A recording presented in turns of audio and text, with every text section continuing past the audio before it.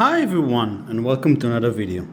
Today I have with me the Lenovo Yoga 7 whatever. I don't really care about the name. It's always with Lenovo, they're always giving those weird names for their devices. I don't know. Anyways, this is the Snapdragon X Elite version, which is kind of awesome device. So let's go over it and talk about every little bit, part of it that I can share with you. So before we even start talking about the device, I do want to mention the charger. So it's still the same 65 watt charger, but it got a little bit slimmer. So that's the old version. I know it's a little bit with those cables running around, but you can see that the size have been majorly got smaller. I know it doesn't look from the video, but it got slimmer, but I think by about, I would say 20-25%, maybe even more than that. It's just much lighter, smaller. I like it. But who cares about the charger if we are talking about Snapdragon, right? So let's talk over the ports, a little bit about the device, see what's going on. So let's start from the right side. On the right, we have a USB Type-C, start button, and a camera shutter button. That's it. We don't have anything else. There is also a little bit of indication showing you what everything does. On the back, we have, again, nothing. And on the left, two more Type-C Thunderbolt 4 out ports on the left side. But on this side, there is also the light indicator for your charger. But you can charge it from both sides. So I don't know why we do have a need for a charger indicator, but it doesn't matter. On the front, we have nothing except for this little bit of a notch, but I do like it, but would get over it. On the back, we have not a whole lot to talk about. Sticker from Lenovo and from Windows, and another sticker that says that's saving for the environment of the world. Nice. On the back for the fans, let me get up the camera a little bit. So on the back there is something weird that I've noticed. So I don't know if you can see, but you can see the fans, but it looks like there is like a tiny bit of, I don't know, like a country, a city. I don't know, maybe it's something faulty with the by how it made, but it looks like, you see this part? I don't know. Anyways, this device is really, really slim. It's tiny. It's like a, I don't know, a book, I would say. It's not too heavy, but still there is a weight. But you know, this is 14.5 inch display, or size of a laptop. But let's open up the device and see what we are getting. This is one of the most beautiful devices, not just because of the color, but because the portion of how the trackpad is big, how the keyboard looks good, how the screen is beautiful. It's reflective, but it's beautiful. And everything looks like it's fitting right on. I don't know. Just this is how it feels for me. So let's go over the things that we do care about, the external and how it feels. So let's talk about the display. So the display is beautiful OLED 90 Hz display. I will share with you all the information regarding the resolution and what it offers. 90 Hz. So it's beautiful, beautiful screen. And give me a second and I'll change it to black so we can talk about a little bit extra about it. So I've changed the screen to black, but now you see something. You can actually see me and my hands and everything.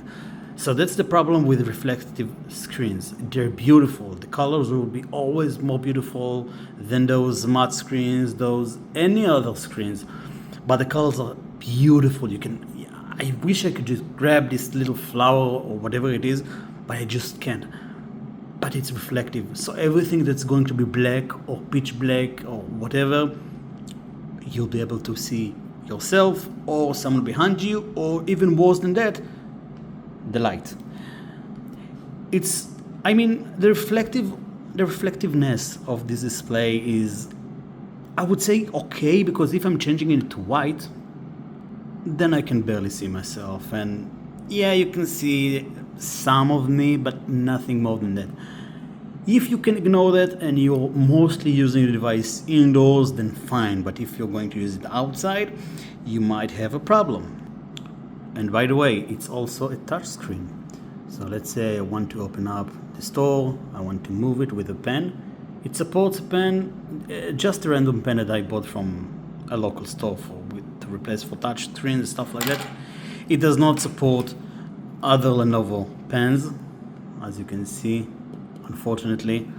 But yeah, let's see other angles just to show you.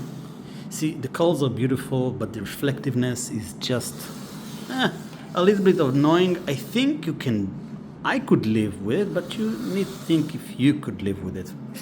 And also, the device, even though it says yoga over here, cannot go more than 170, I would guess. That's the angle. It couldn't go more than that. And that's kind of funny because usually yogas are known to be able to flip themselves and go 360. So that's a downside of the device, but never mind. Now the thing that I really wanted to talk about is the keyboard. I don't know, I cannot explain to you how much of great experience it is to touch every keyboard, and it feels like it's a matte touch. I don't know, it feels beautiful, it feels so great to type on it. I just want to pet my keyboard all the day. It just feels so good. And the typing experience is something that you need to get used to, but it's not that bad. And by the way, it got turned off because of the stupid location of the power button, which is here. And I've actually used this device for several days now, and it's kind of sucks having that there. But let's get back to the keyboard. So let me type something for you. You could now hear how it's being heard, how it sounds, and you can see how I type. So let's say I will type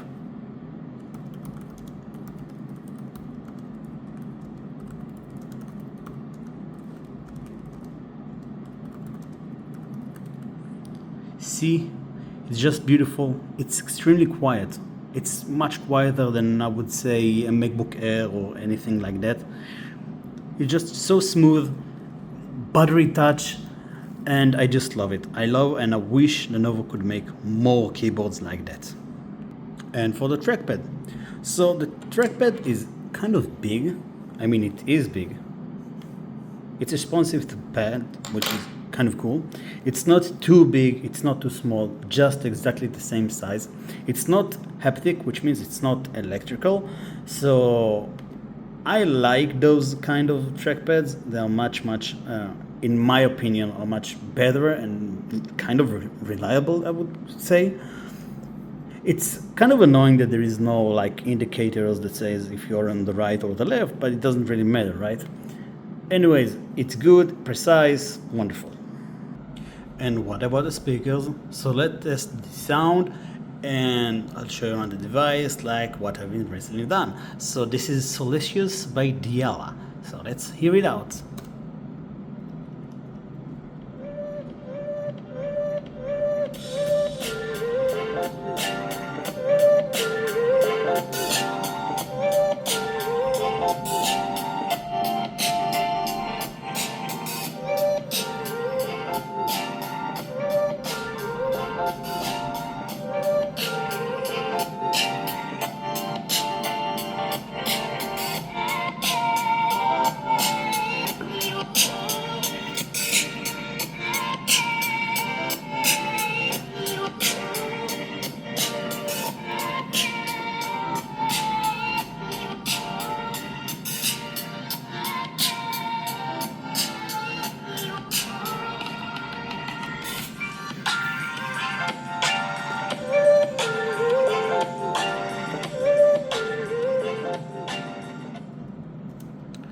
So those were the speakers of the Lenovo Yoga 7 whatever.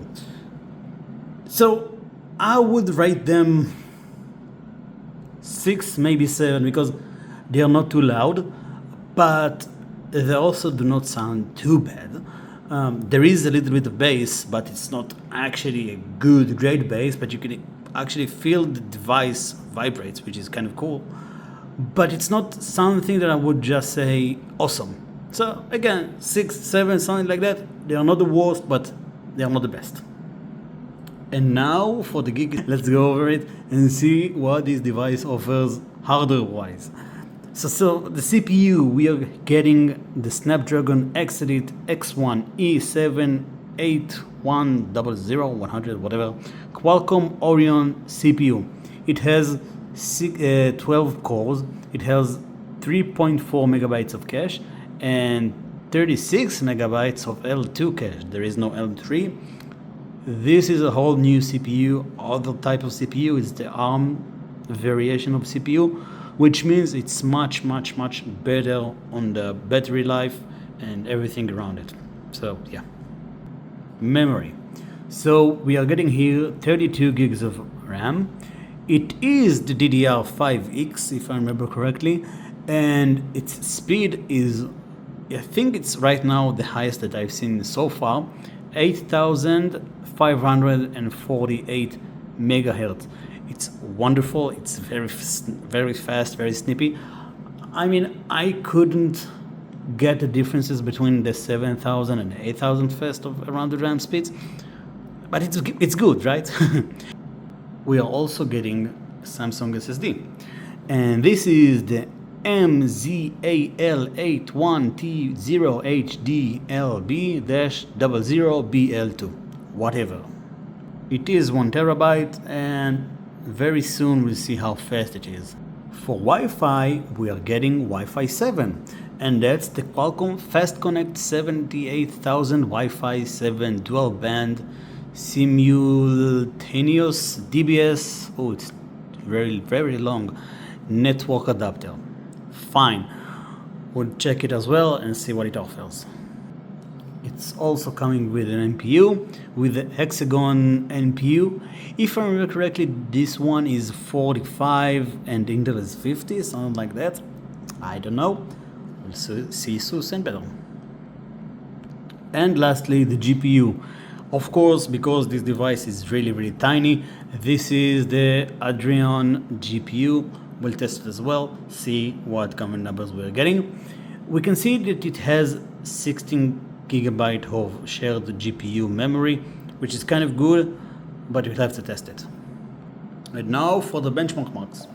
So I would like to say that the benchmarks right now will be different, because all the applications that I'm using are meant for and not for the ARM chips.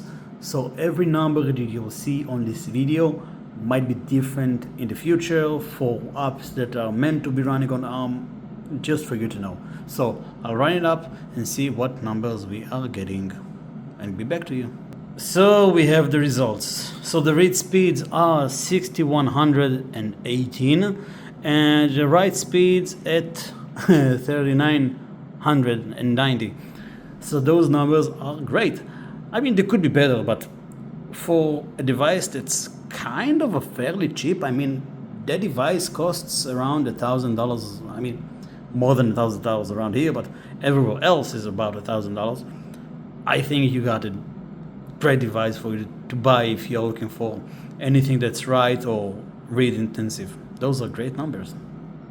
And now for the CPU benchmarks. So I'm first going to run it with the charger and then without the charger. So let's start and see what kind of numbers we are getting with the charger. So here we have the numbers. Those are magnificent numbers. Single core score 2320 and multi-core score is 13,942. Let me show you the rest of the numbers and we go again to a test, but next time without a charger. I don't know why I chose to do it today with a charger, but never mind. So now I'm going to run the test without the charger. The Type-C is new, so it's taking some time to disconnect the cable. I'm going to leave it here, and I'm going to run the test again and see what the difference is with the CPU benchmark. So we've received the numbers. Single core score 1670, multi-core score is 8521. Perfect.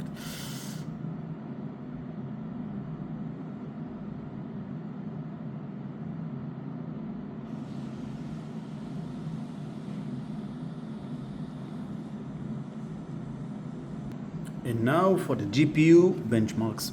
So I'm going to run the GPU benchmarks with the charger. You can see it here connected, and I'm going to run it, and I'll be back once it has finished. And we're back with the Vulkan score. Again, this is not a gaming device, so I wouldn't expect anything out of it, but those numbers are okay. Let me show you the rest of my numbers and go to the last test. And now for the OpenCL GPU benchmark. I'm going to run the test, and I'll be back once it has finished. And we're back with the OpenCL score 19,162. Let me show you the rest of the numbers and we'll finish this video. So I think that's basically it. We talked about a price which is relatively good. $1,000 and a little bit of that above that is kind of cool. Up to 1,500 would be just perfect amount of money to pay for such a device. It does not have that many ports. The screen is reflective. The trackpad is not haptic, and the speakers are mediocre. But except for that, it's perfect in any other way. Even though the screen is reflective, the colors are beautiful. The camera is AR supported, so you can have backgrounds, having those little bit of AI things, the changes you want to make. It supports it. The keyboard, awesome. The trackpad, even though it's not haptic, it's great. The size, awesome. The weight, perfect. I mean, you get the point where I'm saying, just if you can find the device for the price, I mean no more than $1,000, you should go ahead and buy it. It does not support EPM, unfortunately, which means you would not be able to use it for enterprises and location like that. But yeah, and I do want to mention two tiny things. So one thing a few people asked, is about the keyboard flex. And there is a little bit of flex, but there is barely any. And to be honest, guys, I don't think it really matters, because as long as the keyboard is good, the flex should not be bothering you. And about the battery life. So the battery life, I do have experience with it. So overall, I would say that I had experience with it, which on a full, I would say 4 hours, which I've downloaded emails, wrote in OneNote, browsed the web, connected to Wi-Fi, all of those things, I was down to about 70%, which usually on Intel I would be at that point within 4.5 hours. I would be at 20%, maybe even lower than that, and that's on the Ultra, on the i7, on the Ultra 7 155H. This is a game changer. It's not a MacBook level. I don't know why everybody are saying that those CPUs are MacBook level.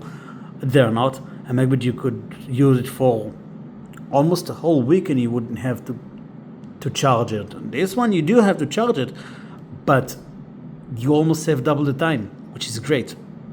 And on another day, when I've used it just to browse the web and just to download tiny things, within 4 hours I was at about 79%, which is 10% better, almost 10% better, which I could go and be for 8-10 hours long, but not on a intensive work. That's what I'm saying.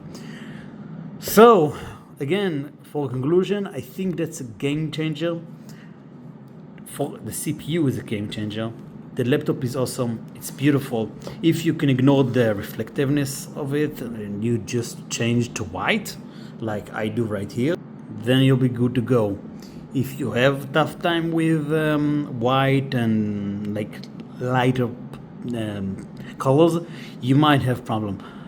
But believe me, once you go white, you go to those light colors, you just enjoy the screen itself without those blacks. It's just fine. So thank you for watching. I love this device. I think it's a good device, good value, good option. If you can find alternative to application which do not support ARM, there aren't many, but yeah. So thank you for watching. I'll see you on another video. Bye bye.